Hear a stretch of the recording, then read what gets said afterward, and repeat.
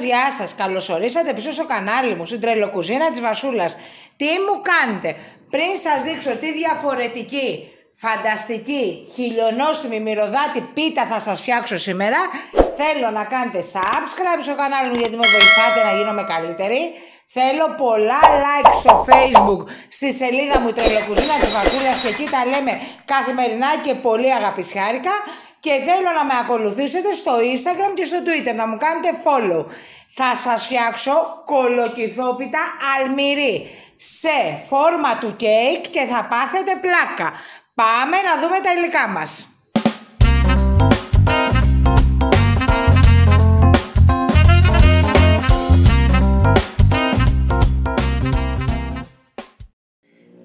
Λοιπόν, έχω τρίψει τα κολοκύθια μου στον τρίφτη, στη χοντρή πλευρά του τρίφτη και τα έχω βάλει με αλάτι 20 λεπτά και τα στράγγιξα 3 φορές, παιδιά, για να φύγουν τα νερά. Τώρα, κολοκυθόπιτα χωρίς πράσο, φρέσκο κρεμμυδάκι, άνηθος και ξερό κρεμμυδάκι δεν γίνεται. Θα βάλουμε πιπεράκι, τυριά θα βάλω μόνο φέτα, κρέμα γάλακτος, φύλλο κρούστας όποια μάρκα θέλετε και θα περιχύσουμε την πίτα μας όπως κάνω σε πάρα πολλές πίτες χρόνια με αναψυκτικό σόδα, πάλι σόδα ό,τι μάρκα θέλετε, αναψυκτικό, αυγά και σπορέλαιο. Πάμε να αρχίσουμε τη διαδικασία για την πίτα μας. Το πρώτο στάδιο για τη φανταστική μυρωδάτη κολοκυθοτηρόπιτα της Βασούλας είναι να βάλω το φρέσκο κρεμμύδι, το ξερό κρεμμύδι και το πράσο με λίγο ελαιόλαδο σε ένα κατσαρολάκι τηγάνι να τα τσιγαρίσω. Αυτό για 5 λεπτάκια.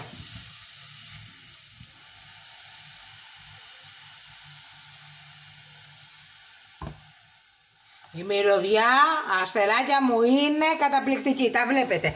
Να μαραθούν, να γυαλίσουν. Θέλω γύρω στα 5 με 7 λεπτάκια.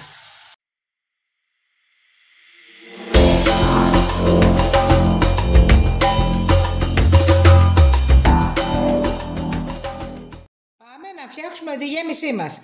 Έχουμε τα κολοκυθάκια που σας είπα, τα έτριψα στο χοντρό τρίφτη, έβαλα αλάτι για 20 λεπτά και μετά τα στράγγιξα 3 φορές. Έχω βάλει τον άνηθό μου, θα βάλω τη φετούλα μου, δοσολογίες υλικά στην καρτέλα που πέφτει στο βίντεο μέσα και πάντα στο κουτί περιγραφής που έχει ένα τρίγωνο γκρι βελάκι, το πατάτε κάτω από τον τίτλο του βίντεο και βλέπετε τα πάντα αναλυτικά. Θα βάλω το πιπεράκι μου, αλάτι δεν βάζω γιατί έχει φέτα και δεν θέλω να βάλω άλλο αλάτι. Την κρέμα γαλακτός που δίνει άλλη γεύση, παιδιά, στην κολοκυθοτηρόπιτά μου και το σχέδιο που θα σας κάνω θα τρελαθείτε. Την είχα κάνει πριν 6 χρόνια τυρόπιτα στη σελίδα μου σε φόρμα του κέικ. Και εδώ πέρα τα σοταρισμένα μας κρεμμύδια και πράσα. Ένα πολύ καλό ανακάτεμα, θα κάνουμε τη γέμισή μας. Και έρχομαι να δείτε τι ωραία κολοκυθοτηρόπιτα διαφορετική θα φτιάξουμε. Καλό ανακάτεμα.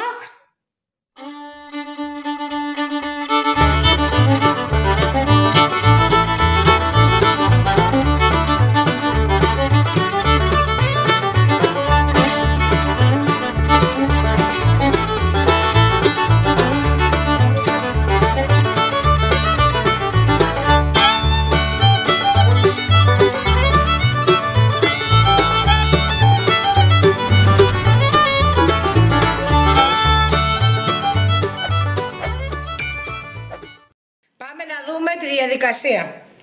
Αφού η ζύμη έγινε απίθανη, ανακατεύτηκε πολύ ωραία τα υλικά μου, μοσχομυρίζει, τι κάνουμε? Βάζουμε σκόρπια, παιδιά.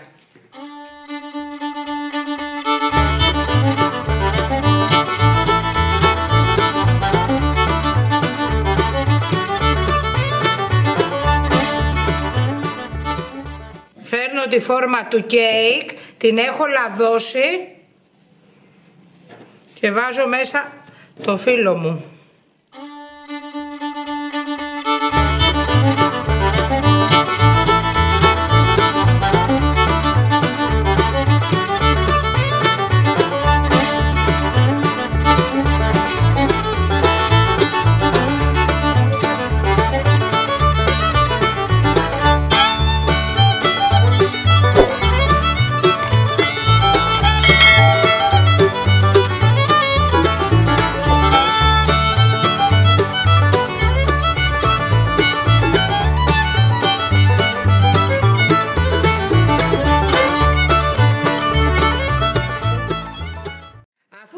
Φτιάξαμε τη φόρμα μας και τελείωσε η κολοκυθοτηρόπιτα. Τώρα τι κάνουμε?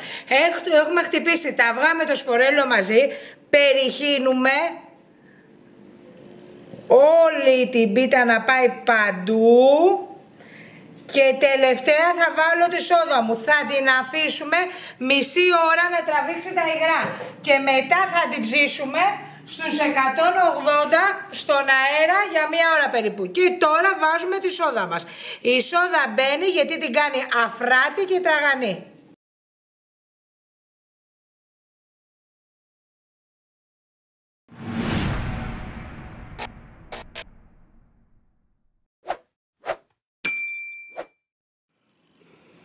Χριστέ μου, τι έκανα γυναίκα? Μπόμπα η κολοκυθοτηρόπιτα μου μόλις βγήκε. Ψήθηκε μία ώρα στους 185 στον αέρα και κάτω αντίσταση. Περιμένουμε μία ώρα περίπου να κρυώσει, να την αναποδογυρίσουμε, να την κόψουμε και να την ευχαριστηθούμε. Δεν υπάρχει, βλέπετε τι ωραία πίτα διαφορετική σας έκανα. Τα λέμε σε μία ωρίτσα. Παιδιά, πάμε να κόψουμε ένα κομμάτι να δείτε τι ωραία κολοκυθοτηρόπιτα σε φόρμα κέικ είναι αυτή. Δεν υπάρχει. Ένα λεπτό, φέρνω τη σπατουλίτσα μου να τη σηκώσουμε να τη δείτε. Ω Χριστέ μου. Είναι πλούσια, είναι μυρωδάτη, είναι γευστική, είναι φανταστική. Θέλω να τη φτιάξετε όλοι, να με πλημμυρίσετε με τα σχόλιά σας. Θέλω εγγραφή στο κανάλι μου γιατί είναι δωρεάν. Και εμείς θα τα πούμε στο επόμενο βίντεο με την επόμενη συνταγάρα. Φιλάκια πολλά.